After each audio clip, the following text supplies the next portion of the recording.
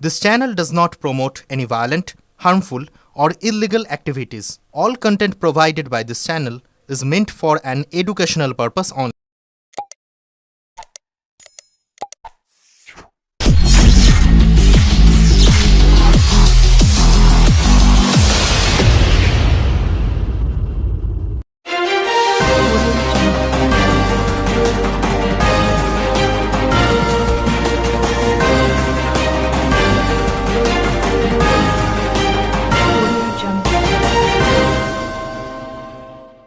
মদ্যপ অবস্থায় স্ত্রীর ওপর অকথ্য অত্যাচার করত রবিন রুইদাস। সেই কারণেই তাকে দড়ি দিয়ে শ্বাসরোধ করে খুন করা হয়েছে এবং টোটোয় করে গিয়ে নলকূপের মৃতদেহ ফেলা হয়েছে। প্রাথমিক জিজ্ঞাসাবাদে অভিযুক্তরা এই কথাই জানিয়েছেন বলে আজ জাঙ্গিপাড়ায় জানালেন হুগলি গ্রামের অতিরিক্ত পুলিশ সুপার কৃষাণু রায়। পাশাপাশি তাকে খুন করার পিছনে অন্য কোনো কারণ আছে কিনা তাও খতিয়ে দেখা হচ্ছে। আজ জাঙ্গিপাড়ায় অতিরিক্ত পুলিশ সুপার কৃষাণু রায় জানান, চণ্ডীতলার যুবক রবিন রুইদাস, বয়স 36, নিখোঁজের অভিযোগ হয় 13ই মে। এরপর গত 22শে জুন রবিন রুইদাসের দাদা বাবলু রুইদাস জঙ্গিপাড়া থানায় একটি অভিযোগ দায়ের করেন যে রুইদাস তার স্ত্রী এবং তার বাড়ির লোকজন খুন করে কোথাও ফেলে দিয়েছে। অভিযোগের ভিত্তিতে একাধিক ধারায় মামলা রুজু করে তার স্ত্রী এবং শ্বশুরবাড়ির লোকজনের জিজ্ঞাসাবাদ করা হয়। এরপর 22 তারিখ খুনের ঘটনার কথা স্বীকার করেছিলেন অভিযুক্তরা।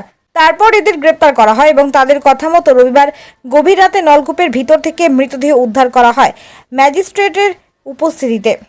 পুলিশ আধিকারিকরা আরও জানান, মৃতদেহ ময়নাতদন্তে পাঠানো হচ্ছে। পাশাপাশি মৃতদেহের ফরেনসিক পরীক্ষা এবং পরিচয় নিশ্চিত করার জন্য ডিএনএ পরীক্ষা করা হবে। ব্যুরো রিপোর্ট, আমার কলকাতা নিউজ।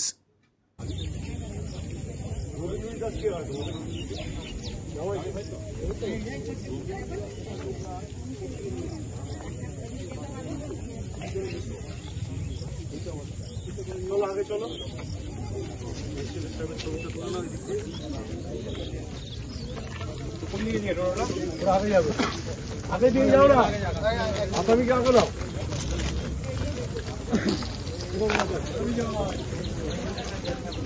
আমি আছি স্যার।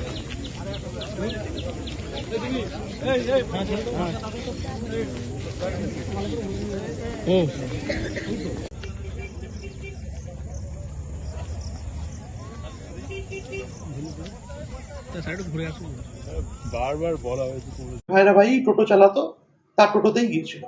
মার্ডার হওয়ার কতদিন পর এটা উদ্ধার হলো? এটা আমার মার্ডার হয়েছিল হচ্ছে 11/5 আর 22/6, প্রায় 40 দিনের মাথায় আমরা উদ্ধার করলাম এটা। কতজন অ্যারেস্ট হয়েছে টোটাল? এখনো 4 জন অ্যারেস্ট হয়েছে, যে 4 জনের নাম আমরা বললাম। আচ্ছা, কতটা গভীরে ছিল? মানে আপনারা যে বলছেন হ্যাঁ, প্রায় 150 থেকে 160 ফিট গভীর ছিল কালকে যেখান থেকে আমরা বডি উদ্ধার করেছি। সেই জন্যই আমরা এক্সিকিউটিভ ম্যাজিস্ট্রেটের উপস্থিতিতেই বডিটা আমরা যেভাবে যে নলকূপটা আমরা দেখলাম, আপনারাও দেখেছেন, কিভাবে বডিটা ঢোকানো সম্ভব হলো? 4 জনই ছিল না, আর বেশিও করে কেউ থাকতে? হ্যাঁ, সেটা তো আমি এক্ষুনি বললাম যে 4 জনের বেশি কেউ ছিল নাকি, বা যে 4 জনের নাম এখনো অবধি পেয়েছি তার বাইরে অন্য কেউ ছিল নাকি, সেটা আমরা পিসি পিরিয়ডে এবং ইনভেস্টিগেশনে আমরা আস্তে আস্তে বার করবো। খুনের সময় যখন ওকে মারা হয় তখন কি স্ত্রী একা ছিল না আরো? না, এখনো অবধি আমরা পেয়েছি স্ত্রী এবং যে বাকি 3 জনের নাম বলেছি তারা ছিল।